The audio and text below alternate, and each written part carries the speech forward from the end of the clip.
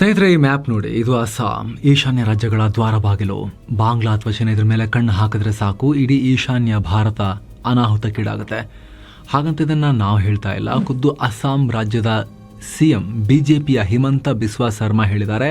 ಅವರು ಇಷ್ಟು ಮಾತ್ರ ಅಲ್ಲ, ಅಸ್ಸಾಂ ಬಾಂಗ್ಲಾಗೆ ಸೇರುವ ಆತಂಕವನ್ನು ವ್ಯಕ್ತಪಡಿಸಿದ್ದಾರೆ ಅವರು. ಸಿಎಂ ಅವ್ರು ಕೊಡ್ತಿರೋ ಲಾಜಿಕ್ ಏನು ಅಂದರೆ, ಇಲ್ಲಿ ಜನಸಂಖ್ಯೆ ಚೇಂಜ್ ಆಗ್ತಿದೆ, ನ್ಯಾಚುರಲ್ ಇಲ್ಲ ಇಲ್ಲಿ ಜನಸಂಖ್ಯೆಯ ಬದಲಾವಣೆ ಅಂತ.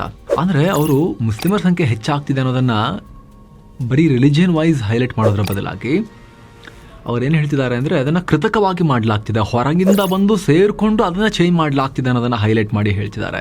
ಹೀಗೆ ಬಿಟ್ಟರೆ ಅಲ್ಲಿರೋರೇ ಬಾಂಗ್ಲಾಗೆ ಸೇರ್ತೀನಿ ಅಂತಾರೆ. ಯುದ್ಧ ಮಾಡಬೇಕಾದ ಅನಿವಾರ್ಯತೆನೇ ಇಲ್ಲ, ಹಾಗೆ ಅಸ್ಸಾಮನ್ನು ಕಳ್ಕೊಂಡ್ಬಿಡುತ್ತೆ ಭಾರತ ಅನ್ನೋ ವಾರ್ನಿಂಗನ್ನು ಸಿಟ್ಟಿಂಗ್ ಚೀಫ್ ಮಿನಿಸ್ಟರ್, ಭಾರತ ಸಂವಿಧಾನದ ಪ್ರಕಾರ ಪ್ರಮಾಣ ವಚನ ಸ್ವೀಕರಿಸಿರೋ ಸಿಟ್ಟಿಂಗ್ ಚೀಫ್ ಮಿನಿಸ್ಟರ್ ಹೇಳಿಕೆ ಕೊಟ್ಟಿದ್ದಾರೆ.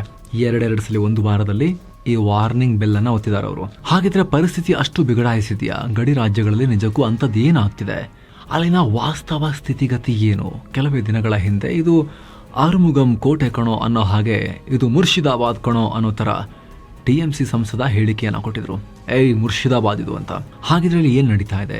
ಯಾಕೆ ಭಾರತ ಈ ವಿಚಾರದಲ್ಲಿ ಕೇರ್ಫುಲ್ ಆಗಿರಬೇಕು? ಬನ್ನಿ ಈ ವರದಿಯಲ್ಲಿ ಎಲ್ಲವನ್ನ ಡಿಕೋಡ್ ಮಾಡ್ತಾ ಹೋಗೋಣ.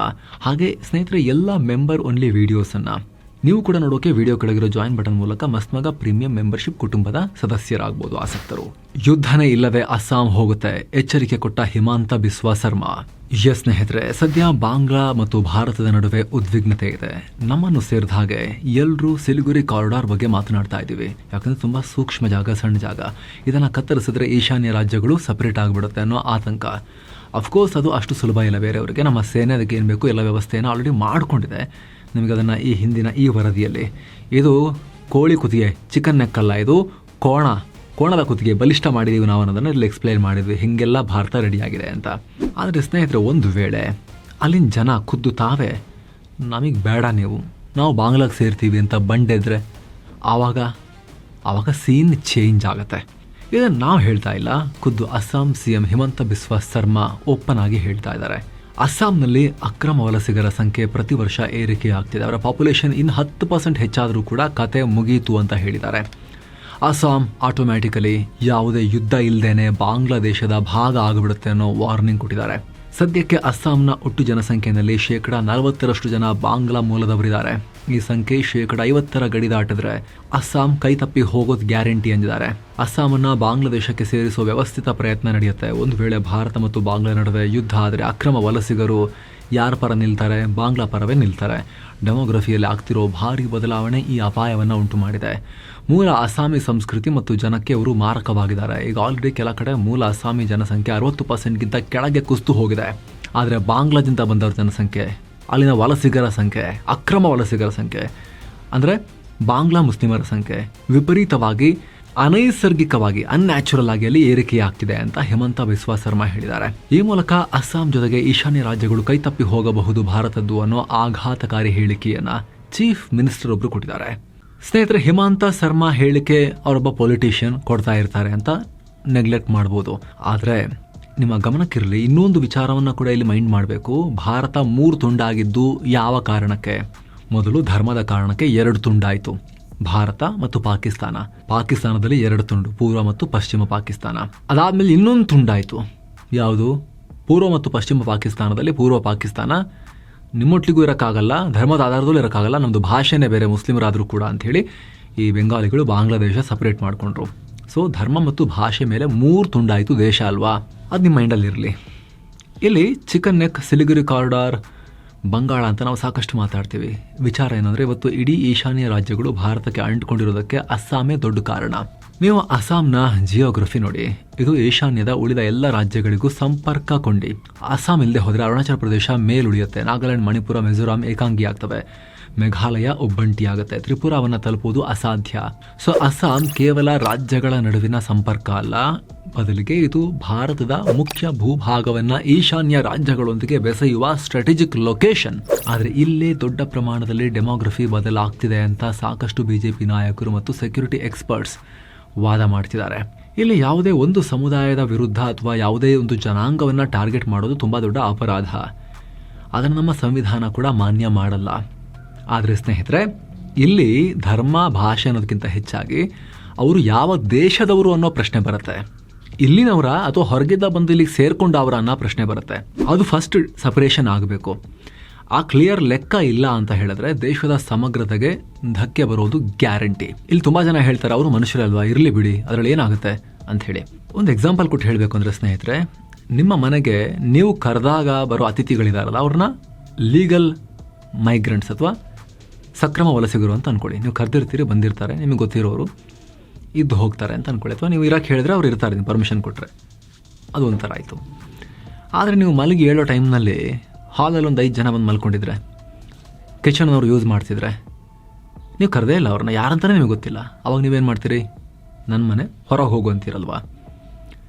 ಅದೇ ಲಾಜಿಕ್. ದೇಶ ಸದ್ಯಕ್ಕೆ ನಮ್ಮ ಮನೆ ಹೌದು, ವಸುದೈವ ಕುಟುಂಬಕಂ, ಜಗತ್ತೇ ಒಂದು ಫ್ಯಾಮಿಲಿ ಎಲ್ಲ ಹೌದು. ಬಟ್ ನಾವು ಇನ್ನೂ ಅಲ್ಲಿಗೆ ರೀಚ್ ಆಗಿಲ್ವಲ್ಲ ನಾವೇನು. ಲಾರ್ಜೆಸ್ಟ್ ಯೂನಿಟ್ ಈಗ ಸದ್ಯಕ್ಕೆ ರಾಷ್ಟ್ರ ಅಂತ ಮಾಡ್ಕೊಂಡಿದ್ದೀವಲ್ಲ ನಾವು ಜಗತ್ತಲ್ಲಿ. ಇದು ನಮ್ಮ ದೇಶ ಅಲ್ವಾ. ಬಂದವ್ರದ್ದು ಅವ್ರದ್ದೇ ಒಂದು ದೇಶ ಇದೆಯಲ್ಲ ಪಕ್ಕದಲ್ಲಿ, ಬಾಂಗ್ಲಾ, ಪಾಕಿಸ್ತಾನ ಅಂತೆಲ್ಲ ಅವ್ರದ್ದೇ ಒಂದು ದೇಶ ಇದೆಯಲ್ಲ. ಅಲ್ಲಿಂದ ಅವ್ರು ಇಲ್ಲಿಗೆ ಬಂದಿದ್ದಾರಲ್ಲ, ಆ ಮನೆಯಿಂದ ಈ ಮನೆಗೆ, ಆ ಲೆಕ್ಕ ಬೇಕಲ್ವಾ ಅನ್ನೋದು ಇಲ್ಲಿರುವಂಥ ಪ್ರಶ್ನೆ. ಬೇಡ ಅಂತ ಹೇಳಿದ್ರೆ ಹಾಗಾದರೆ ಮನೆಗಳು ಇರೋದು ಯಾಕೆ ಅನ್ನೋ ಪ್ರಶ್ನೆ ಬರುತ್ತೆ. ಒಂದೊಂದು ಫ್ಯಾಮಿಲಿಗೆ ಒಂದೊಂದು ಮನೆ ಯಾಕಿದೆ ಅನ್ನೋ ಪ್ರಶ್ನೆ ಬರುತ್ತೆ. ಒಂದೊಂದು ವಾರ್ಡ್ಗೆ ಒಂದೊಂದು ದೊಡ್ಡ ಛತ್ರ ಮಾಡಿಕೊಂಡು ಎಲ್ಲ ಅಲ್ಲೇ ವಾಸ ಮಾಡ್ಬೋದಲ್ಲ, ಎಲ್ಲ ಶೇರ್ ಮಾಡಿಕೊಂಡು. ಹಂಗೆ ಮಾಡ್ತಿಲ್ವಲ್ಲ. ಆ ವ್ಯತ್ಯಾಸ, ಇದು ಹಂಗೆ ಮಾಡಬೇಕು ಅಂತಲ್ಲ, ಆ ವ್ಯತ್ಯಾಸನ ಅರ್ಥ ಮಾಡಿಸ್ಲಿಕ್ಕೆ ಹೇಳ್ತಾ ಇರೋದಷ್ಟೇ ಸ್ನೇಹಿತರೆ. ಯಾವುದೇ ಪರ್ಟಿಕ್ಯುಲರ್ ಕಮ್ಯುನಿಟಿ, ಭಾಷೆ ಅಲ್ಲ ಇಲ್ಲಿ ವಿಚಾರ. ಈ ಮನೆಯವರು ಯಾರು, ಈ ಮನೆಯವರು ಯಾರಲ್ಲ, ಆ ಲೆಕ್ಕ ಇದು. ಇಲ್ಲಿ ಅಸ್ಸಾಂ ಕತೆ ನೋಡಿ. ಅಸ್ಸಾಂನ ಜನಸಂಖ್ಯಾ ಬೆಳವಣಿಗೆಯ ವೇಗ ಭಾರತದ ಬೇರೆಲ್ಲ ರಾಜ್ಯಗಳಿಗಿಂತ ವಿಪರೀತ ಹೆಚ್ಚಿದೆ. ಯಾಕೆ? ಅಲ್ಲಿನ ಜನ ಅಷ್ಟೊಂದು ಮಕ್ಕಳನ್ನು ಹುಟ್ಟಿಸ್ತಾ ಇದ್ದಾರಾ, ಅಥವಾ ಹೊರಗಿಂದ ಎಷ್ಟು ಜನ ಬರ್ತಿದ್ದಾರೆ ಅನ್ನೋ ಪ್ರಶ್ನೆ ಬರುತ್ತೆ. 2011 ಸೆನ್ಸಸ್ ಪ್ರಕಾರ ಅಸ್ಸಾಂನ ಒಟ್ಟು ಜನಸಂಖ್ಯೆ 3.12 ಕೋಟಿ. ಇದರಲ್ಲಿ 1.07 ಕೋಟಿ ಮುಸ್ಲಿಮರಿದ್ದಾರೆ. ಅಸ್ಸಾಂನ 33 ಜಿಲ್ಲೆಗಳ ಪೈಕಿ 11 ಜಿಲ್ಲೆಗಳಲ್ಲಿ ಈಗ ಮುಸ್ಲಿಮರು ಬಹುಸಂಖ್ಯಾತರು. ರಿಪೀಟ್ ಮಾಡ್ತೀವಿ, ಅಸ್ಸಾಂನ 33 ಜಿಲ್ಲೆಗಳ ಪೈಕಿ 11 ಜಿಲ್ಲೆಗಳಲ್ಲಿ ಈಗ ಮುಸ್ಲಿಮರು ಬಹುಸಂಖ್ಯಾತರಾಗಿ ಅಲ್ಲಿನ ಜನಸಂಖ್ಯೆಯ ಚಿತ್ರಣ ಬದಲಾಗಿದೆ. ಓಕೆ, ಭಾರತದಲ್ಲಿ ಬೇರೆ ಕಡೆನೂ ಮುಸ್ಲಿಮರಿದ್ದಾರೆ, ಭಾರತೀಯ ಮುಸ್ಲಿಮರಿದ್ದಾರೆ, ಎಲ್ಲೂ ಇರ್ಬೋದಲ್ವಾ? ಅಲ್ಲ. ಪ್ರಾಬ್ಲಮ್ ಏನು ಅಂತ ಹೇಳಿದ್ರೆ, ಈ ಮುಸ್ಲಿಮರು ಮೂಲ ಅಸ್ಸಾಮಿ ಮುಸ್ಲಿಮರಲ್ಲ. 2024 ಅಂದಾಜಿನ ಪ್ರಕಾರ ಅಸ್ಸಾಂನಲ್ಲಿ 40% ಹೆಚ್ಚು ಮುಸ್ಲಿಂ ಜನಸಂಖ್ಯೆ ಇದೆ. 1951ರಲ್ಲಿ ಇದು ಬರೀ 12% ಇತ್ತು. ಈ 12%ನಲ್ಲಿ ಬೆಂಗಾಲಿ ಮುಸ್ಲಿಮರೇ ಹೆಚ್ಚಿದ್ರು. ಅವರು ಬಂಗಾಳದಿಂದ ಇಲ್ಲಿಗೆ ಬಂದವರಾಗಿದ್ರು. ಅದಾದಮೇಲೆ ಅಸ್ಸಾಂಗೆ ದೊಡ್ಡ ಪ್ರಮಾಣದಲ್ಲಿ ಇನ್ನಷ್ಟು ಅಕ್ರಮ ವಲಸಿಗರು ಬಂದರು. ಇದರ ಪರಿಣಾಮ ಅಸ್ಸಾಂನಲ್ಲಿ ಮೂಲ ಅಸ್ಸಾಮಿ ಮುಸ್ಲಿಮರು ಬರೀ 3% ಇದ್ದಾರೆ. ರಿಯಲ್ ಅಸ್ಸಾಮಿ ಮುಸ್ಲಿಮರಿರೋದು, ಭಾರತದ ಮುಸ್ಲಿಮರಿರೋದು 3%. ಮೂಲ ಅಸ್ಸಾಮಿಗಳು ಮುಸ್ಲಿಮರು ಹೇಳ್ತಿರೋದು. ಇದು ಅಸ್ಸಾಂ ಮುಖ್ಯಮಂತ್ರಿಗಳು ಕೊಟ್ಟಿರೋ ಮಾಹಿತಿ, ನಮ್ದಲ್ಲ. ಆದರೆ ಹೊರಗಿಂದ ಬಂದ ಮುಸ್ಲಿಮರು 35%ಗಿಂತ ಹೆಚ್ಚಿದ್ದಾರೆ, ಬೆಂಗಾಲಿಗಳು ಮುಖ್ಯವಾಗಿ. 2027ಕ್ಕೆ ಅಸ್ಸಾಂನ ಒಟ್ಟು ಜನಸಂಖ್ಯೆಯಲ್ಲಿ 40% ಮಿಯಾ ಮುಸ್ಲಿಮರು ಅಂದರೆ ಬೆಂಗಾಲಿ ಮುಸ್ಲಿಮರು ಇರ್ತಾರೆ ಅಂತ ಅಲ್ಲಿನ ಸರ್ಕಾರ ಲೆಕ್ಕ ಕೊಡ್ತಾ ಇದೆ. ಅಸ್ಸಾಂನ ಕೆಳ ಮತ್ತು ಮಧ್ಯ ಅಸ್ಸಾಂನ 11 ಜಿಲ್ಲೆಗಳಲ್ಲಿ ಹೊರಗಿಂದ ಬಂದ ಮುಸ್ಲಿಮರ ಜನಸಂಖ್ಯೆ ಗಣನೀಯ ಪ್ರಮಾಣದಲ್ಲಿ ಏರಿಕೆಯಾಗಿದೆ. ಸ್ಥಳೀಯ ಮುಸ್ಲಿಮರು ಕಂಪೇರ್ ಮಾಡಿದ್ರೆ ಅಥವಾ ಬೇರೆ ಯಾವುದೇ ಪಾಪ್ಯುಲೇಷನ್ಗೆ ಕಂಪೇರ್ ಮಾಡಿದ್ರೆ ಅಸ್ಸಾಂನಲ್ಲಿ ಹಿಂದೂ ಮಹಿಳೆಯರ ಫರ್ಟಿಲಿಟಿ ರೇಟ್ TFR 1.62% ಇದ್ರೆ, ಅಂದರೆ 10 ಮಹಿಳೆಯರಲ್ಲಿ ಆವರೇಜ್ 16 ಮಕ್ಕಳ ಥರ ಇದ್ದರೆ, ಮುಸ್ಲಿಂ ಮಹಿಳೆಯರಲ್ಲಿ ಈ ಫರ್ಟಿಲಿಟಿ ರೇಟ್ ಅಥವಾ ಮಕ್ಕಳ ಜನನ ಪ್ರಮಾಣ 2.42 ಮಕ್ಕಳಿದ್ದಾರೆ ಪ್ರತಿ ಮಹಿಳೆಗೆ. ಅಂದರೆ 10 ಮಹಿಳೆಯರಿಂದ 24 ಮಕ್ಕಳು ಅಲ್ಲಿ ಜನಿಸ್ತಾ ಇದ್ದಾರೆ ಅಂತ ಅರ್ಥ. ಇದರ ಪರಿಣಾಮ ಅಸ್ಸಾಂನ ಗಡಿ ಜಿಲ್ಲೆಗಳಲ್ಲಿ ಈಗ ಬೆಂಗಾಲಿ ಮುಸ್ಲಿಮರ ಪ್ರಾಬಲ್ಯ, ಹೊರಗಿಂದ ಬಂದ ಮುಸ್ಲಿಮರ ಪ್ರಾಬಲ್ಯ ವಿಪರೀತ ಜಾಸ್ತಿ ಆಗಿದೆ. ಸೌತ್ ಸಾಲ್ಮರಾದಲ್ಲಿ 95.2% ಮುಸ್ಲಿಮರು, ಅಗೇನ್ ಬಂಗಾಲಿ ಮುಸ್ಲಿಮರೇ ಜಾಸ್ತಿ. ಎಷ್ಟು? 95%. ಇನ್ನು ಧುಬ್ರಿನಲ್ಲಿ 80% ಮುಸ್ಲಿಮರು, ಇಲ್ಲೂ ಕೂಡ ಬೆಂಗಾಲಿ ಮುಸ್ಲಿಮರೇ ಹೆಚ್ಚು. ಇನ್ನು ಬಾರ್ಪೇಟ 70.74% ಮುಸ್ಲಿಮರು, ಅದರಲ್ಲಿ ಅಗೇನ್ ಬೆಂಗಾಲಿಗಳೇ ಜಾಸ್ತಿ, ಬಾಂಗ್ಲಾದಿಂದ ಬಂದವರು. ಇನ್ನು ದರಾಂಗ್ 64.34% ಮುಸ್ಲಿಂ ಜನಸಂಖ್ಯೆ, ಅದರಲ್ಲಿ ಅಗೇನ್ ಬಾಂಗ್ಲಾದವರೇ ಜಾಸ್ತಿ. ಇನ್ನು ಗೋಲ್ಪಾರ 57.52% ಮುಸ್ಲಿಂ ಜನಸಂಖ್ಯೆ, ಅಂದರೆ 50ಗಿಂತ ಹೆಚ್ಚಿದ್ರೆ ಬಹುಸಂಖ್ಯಾತರು ಅವರೇ ಅಂತ. ಇಲ್ಲಿ ನೋಡಿ, ಇಲ್ಲಿ 50 ಅದೆಲ್ಲ ಮಾಮೂಲಿ. ಇನ್ನು ಹೈಯೆಸ್ಟ್ ಅಂದರೆ 95% ಅನ್ಕೊಂಡು ಹೋಗುತ್ತೆ. ಗೋಲ್ಪಾರ ಹೇಳಿದ್ರಲ್ಲ 57.52, ನಾಗಾಂವ್ 55.36, ಮರ್ಗಾಂವ್ 52.56, ಬೊಂಗೈಗಾಂವ್ 50.22, ಹೈಲ್ಕಾಂಡಿ 60.31, ಕರೀಂಗಂಜ್ 57%. ಇನ್ನು ಕೆಲ ಉಪಜಿಲ್ಲೆಗಳಲ್ಲಂತೂ ಅಗೇನ್ 90%ಗಿಂತ ಹೆಚ್ಚಿನ ಪ್ರದೇಶಗಳು ಕೂಡ ಇದ್ದಾವೆ. ಅಲ್ಲಿಂದ ಹಿಂದೂಗಳು ಮತ್ತು ಇತರ ಸಮುದಾಯಗಳು ಬೇರೆ ಕಡೆಗೆ ವಲಸೆ ಹೋಗೋಕ್ಕೂ ಕೂಡ ಶುರು ಮಾಡಿದ್ದಾರೆ ಅನ್ನೋ ದೂರುಗಳಿದೆ. ಅಸ್ಸಾಂನಲ್ಲಿ ಬೆಂಗಾಲಿ ಮುಸ್ಲಿಂ ಜನಸಂಖ್ಯೆ ಪ್ರತಿ ವರ್ಷ 4% ವೇಗದಲ್ಲಿ ಗ್ರೋ ಆಗ್ತಿದೆ. ಪ್ರತಿ ವರ್ಷ 4% ವೇಗದಲ್ಲಿ. ಇದೇ ವೇಗದಲ್ಲಿ ಮುಂದುವರೆದ್ರೆ 2041 ಹೊತ್ತಿಗೆ ಅಸ್ಸಾಂನಲ್ಲಿ ಮುಸ್ಲಿಂ ಜನಸಂಖ್ಯೆ 50% ದಾಟಿ ಹೋಗ್ಬಿಡುತ್ತೆ ಅಂತ. ಓವರ್ ಆಲ್ ಇಡೀ ಸ್ಟೇಟ್ ಪಾಪ್ಯುಲೇಷನ್ ತೆಗೆದ್ರೂ ಕೂಡ, ಪರ್ಸೆಂಟೇಜ್ ತೆಗೆದ್ರೂ ಕೂಡ, ಈಗ ಕೆಲ ಜಿಲ್ಲೆಗಳಲ್ಲಿರೋದು ಇಡೀ ಸ್ಟೇಟ್ನಲ್ಲಿ 50% ದಾಟಿ ಹೋಗಿ ಅನ್ಯಾಚುರಲ್ ಆಗಿ ಇದೆಲ್ಲ ಚೇಂಜ್ ಆಗುತ್ತೆ. ಡೆಮೋಗ್ರಫಿ, ಅಲ್ಲಿನ ಜನಸಂಖ್ಯೆಯ ಚಿತ್ರಣ ಅನ್ನೋದು ಅಲ್ಲಿನ CM ಹೇಳ್ತಿರೋ ವಿಚಾರ. ಸ್ನೇಹಿತರೆ, ನಿಮ್ಮ ಮಾಹಿತಿಗಿರಲಿ, ಇಡೀ ಭಾರತದಲ್ಲಿ ಮೊದಲು ಪ್ರತ್ಯೇಕ ರಾಷ್ಟ್ರವನ್ನ ಧರ್ಮವಾರು ಆ ಘೋಷಣೆ ಕೂಗಿದ್ದೆ ಬೆಂಗಾಲಿ ಮುಸ್ಲಿಮರು. ಆಮೇಲೆ ಧರ್ಮದ ಹೆಸರಲ್ಲಿ ಇವ್ರನ್ನ ಪಾಕಿಸ್ತಾನಕ್ಕೆ ಸೇರಿಸಿದ್ರು ಕೂಡ. ಆಮೇಲೆ ಅಲ್ಲೂ ಪಾಕಿಸ್ತಾನದೊಂದಿಗೂ ಸುಮ್ಮನೆ ಇರದೇವರು ಅಲ್ಲಿ ಮತ್ತೆ ತುಂಡು ಮಾಡಿಕೊಂಡು ಬೆಂಗಾಲಿ ಭಾಷೆ ಮಾತನಾಡೋ ಮುಸ್ಲಿಮರು ನಾವು ಅಂತ ಪ್ರತ್ಯೇಕ ರಾಷ್ಟ್ರವನ್ನ ಮಾಡ್ಕೊಂಡ್ರು ಅವರು. ಈಗೇನು ಶುರು ಮಾಡಿದ್ದಾರೆ, ಬಾಂಗ್ಲಾದ ಕೆಲ ಮತಾಂಧರು, ಬಾಂಗ್ಲಾದೇಶದವರು ಗ್ರೇಟರ್ ಬಾಂಗ್ಲಾದೇಶ ಮಾಡ್ತೀವಿ, ನಾರ್ತ್ ಈಸ್ಟ್ ಅನ್ನ ಕಟ್ ಮಾಡ್ಕೊಂಡು ನಮಗೆ ಸೇರಿಸ್ಕೊಳ್ತೀವಿ ಇಡೀ ನಾರ್ತ್ ಈಸ್ಟ್ ಅನ್ನ ಅನ್ನೋ ಓಪನ್ ಶಾಕಿಂಗ್ ಸ್ಟೇಟ್ಮೆಂಟ್ ಅನ್ನ ಈಗ ಕೊಡೋಕೆ ಶುರು ಮಾಡಿದ್ದಾರೆ. ನಿಮ್ಮ ಗಮನಕ್ಕಿರಲಿ ಸ್ನೇಹಿತರೆ, ಸ್ವಾತಂತ್ರ್ಯ ಬಂದಾಗ ಅಸ್ಸಾಮನ್ನ ಕೂಡ ಪಾಕಿಸ್ತಾನಕ್ಕೆ ಸೇರಿಸುವ ಪ್ಲಾನ್ ಟೇಬಲ್ ಮೇಲಿತ್ತು. ನಿಮಗೆ ಗೊತ್ತಿರೋ ಹಾಗೆ 1905ರಲ್ಲಿ ಅಂದಿನ ಬ್ರಿಟಿಷ್ ವೈಸ್ರಾಯ್ ಲಾರ್ಡ್ ಕರ್ಜನ್ ಬಂಗಾಳವನ್ನು ವಿಭಜನೆ ಮಾಡಿದ.